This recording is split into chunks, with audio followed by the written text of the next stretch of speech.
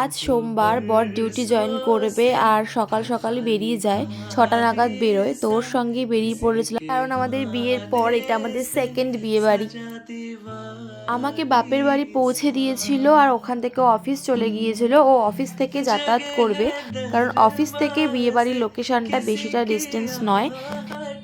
আর আমি যাব মা, কাকা, কাকি, ভাই সবার সাথে। ওপস, বলাই তো হয়নি কার বিয়েতে যাচ্ছি। আমার পিসির ছেলে মানে আমার দাদার বিয়েতে যাচ্ছি আমরা। এখন আমরা যে গাড়িতে যাচ্ছি এটা কাকা নতুন কিনেছে বেশ কিছুদিন আগে। গাড়ি যখন দাঁড় করিয়েছিল ভাইকে বলেছিলাম একটা হজমলা নিয়ে আসতে, ঝালটা। ভাই ষাটমলার একটা লম্বা চেন ধরে নিয়ে এসেছে। বেশ কয়েক ঘন্টার জার্নির পর চলে এসেছি আমরা লোকেশনে, মানে বিয়ে বাড়িতে। এসে দেখছি এখানে তত্ত্ব সাজানো হচ্ছিল।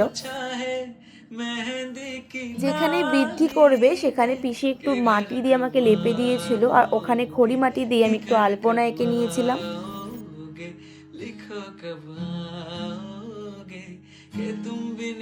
অনেক দিন পর ধৈর্য ধরে একটু নিজের হাতে মেহেন্দি করছিলাম। মা কাকিকেও মেহেন্দি পরিয়ে দিয়েছিলাম।